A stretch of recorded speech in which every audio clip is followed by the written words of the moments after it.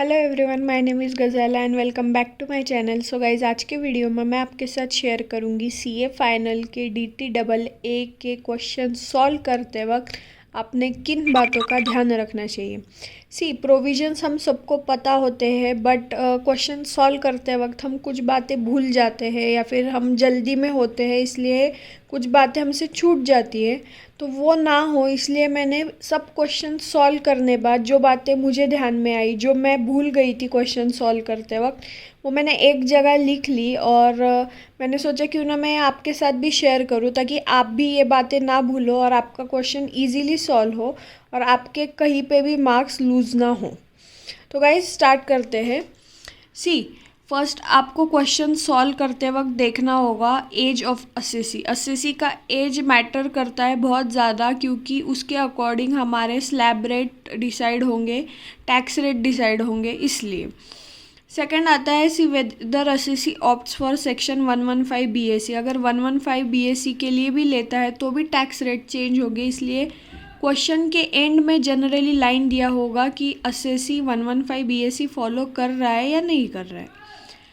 इसके बाद में आता है DTAA के, मतलब सेक्शन 91 के जो कंडीशंस है वो लिखना।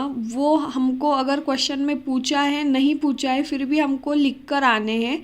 ये हर क्वेश्चंस में जो ICAI ने सॉल्व किए उसमें दिए गए, तो हमको भी ये 5 कंडीशंस लिख के आने हैं। वो कंडीशंस क्या है वो आपको पता है, बट आपको ये नहीं पता होगा शायद कि ये कंडीशंस आपको लिखने हैं। उसका भी 1 या 2 मार्क्स होते हैं। इसके बाद आता है सब में इम्पॉर्टेंट डिडक्शंस। देखिए गाइज, DTAA के क्वेश्चन में डिडक्शंस तो होंगे, और जनरली जो मैंने क्वेश्चन सॉल्व किए उसमें इसके अलावा तो कोई डिडक्शन मुझे मिले नहीं। तो आपको ये डिडक्शन का नॉलेज तो होना मस्ट है अगर आप DTAA पढ़ रहे हो तो, या फिर उसका क्वेश्चन सॉल्व कर रहे हो तो उसमें है 80C, 80CCC, 80CCE, 80D, 80QQB और 80TTA। ये भी बहुत ज़्यादा यूज़ करते हैं ICAI उसके क्वेश्चन में।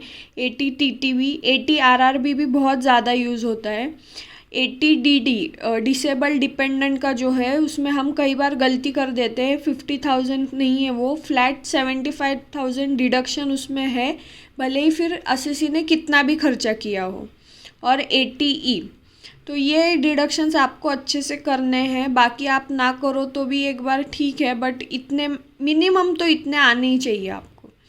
उसके बाद में अगर इनकम पे, टोटल इनकम पे हमको ध्यान देना है, क्योंकि उसके अकॉर्डिंग हम सरचार्ज लगाएंगे।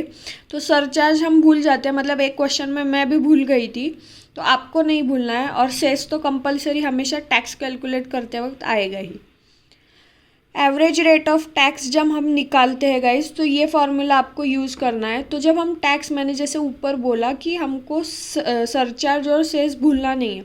कुछ बच्चे ऐसे करते हैं कि बेसिक टैक्स निकाल लेते हैं और उसको टोटल इनकम से डिवाइड करते हैं और एवरेज रेट ऑफ टैक्स निकालते हैं, बट वैसे नहीं करना है। टैक्स, सरचार्ज और सेस इंक्लूड करके निकालना है, फिर उसको टोटल इनकम से डिवाइड करना है और टैक्स रेट निकालना है। और जब आप टैक्स रेट निकालोगे, जो ऊपर हम टैक्स रेट निकालेंगे, तो उसका हमको मिनिमम 3 डेसिमल्स लेना है। ICAI ने भी उसके हर क्वेश्चन में 3 डेसिमल्स तक लिया है, तो आपको भी वही लेना है। थोड़ा इधर उधर भी हो जाएगा, बट क्यों, मतलब हमको पता है तो फिर हम ये गलती क्यों करें, इसलिए आप ध्यान में रखना ये भी बात। उसके बाद में राउंडिंग ऑफ का आपको भूलना नहीं है, राउंड ऑफ करना है जो भी आएगा टैक्स या फिर इनकम उसको। When amount is given in foreign currency, use rule 115 carefully. मतलब अगर कोई बाहर की कंट्री का इनकम, अगर मतलब समझो USA का दिया है तो डॉलर दिया होगा, तो उसको हमें कन्वर्ट करना है, तो उसका रेट दिया होगा। अगर एक रेट दिया है तो ठीक है, वरना मल्टीपल रेट दिए होंगे तो हमको रूल 115 अप्लाई करना होगा, ठीक है। और next point guys, you must know provisions of section 115 BAC। 115 BAC के क्वेश्चंस अभी ICAI ने पूछना चालू कर दिया 1-2-3 अटेम्प्ट से, तो इसके प्रोविजंस का नॉलेज हमको होना चाहिए, इसलिए ये पॉइंट मैंने यहाँ पे लिख कर रखा है। when more than one tax rate of foreign country is given in the question, then don't forget to calculate average rate of tax in that country. See अभी समझो हमको ऐसे दिया है कि यूएसए में डिविडेंड जो है वो 10% से टैक्सेबल है और अदर इनकम जो है वो 20% से टैक्सेबल है। तो हमको तो एक सिंगल रेट लेना होगा, तो एक सिंगल रेट लेने के लिए एवरेज रेट ऑफ टैक्स निकालना होगा। तो ये निकालना भूलना मत आप, वरना आप कंफ्यूज हो जाएंगे कि मैं 10% लूँ या 20% लूँ। और ये एक और इम्पॉर्टेंट बात, सैलरी और हाउस प्रॉपर्टी का इनकम दिया हुआ होता है DTAA के क्वेश्चन में। तो स्टैंडर्ड डिडक्शन आप कितना लोगे, तो स्टैंडर्ड डिडक्शन आप लोगे 50,000 जो सैलरी का है, और हाउस प्रॉपर्टी का जो है वो सेक्शन 24 के अंडर 30% है। Rebate under section 91 will be calculated on doubly taxed income, so identify doubly taxed income carefully. Doubly tax income वो है जो बाहर की कंट्री में भी टैक्सेबल हुआ है और हमारी कंट्री में भी टैक्सेबल हुआ है। रिबेट जो है वो सिर्फ उसी इनकम पे मिलता है, तो इसलिए आपको वो केयरफुली कैलकुलेट करना होगा, वरना आपका क्वेश्चन गलत हो जाएगा।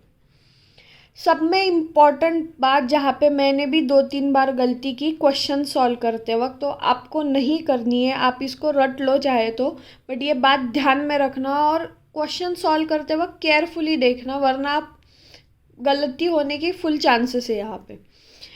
When to gross up and when to not, income oblique gross word given, अगर ये इनकम या फिर ग्रॉस दिया हुआ है तो ग्रॉसिंग नहीं करना है, जो अमाउंट दिया है वही लेना है। बट अगर ऐसे लिखा है कि ओनली रिसीव्ड वर्ड लिखा है, मतलब इंटरेस्ट रिसीव्ड, डिविडेंड रिसीव्ड, तो आपको ग्रॉसिंग करना होगा। मतलब आपको जो अमाउंट दिया हुआ है वो 90% है, आपको उसको 100% में कन्वर्ट करना होगा। ठीक है गाइज।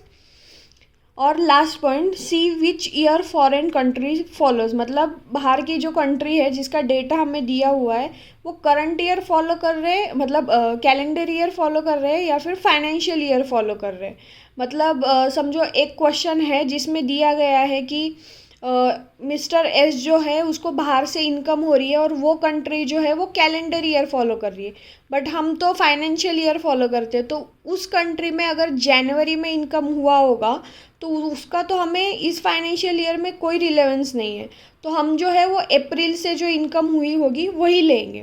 तो इसलिए ये बात आप एक बार ये क्वेश्चन देख लेना, आपको समझ आ जाएगा मुझे क्या बोलना है वो। तो ये सब बातें अगर आप ध्यान में रखोगे तो आपके DTAA के क्वेश्चन सॉल्व अच्छे से होंगे, आप कोई बात भूलोगे नहीं, और आपके जो इजी मार्क्स आपको मिलने वाले हैं वो इजीली मिल जाएंगे। सो आप आपके फ्रेंड्स के साथ भी ये शेयर करना गाइस, ताकि उनको भी पता चले कि वो कहाँ पे गलती कर रहे हैं या फिर कैसे उनका प्रिपरेशन अच्छे से हो सकता है। ये वीडियो अगर अच्छा लगे तो इसको लाइक करना, आपके फ्रेंड्स के साथ शेयर करना और चैनल को सब्सक्राइब करना। Thank you so much guys.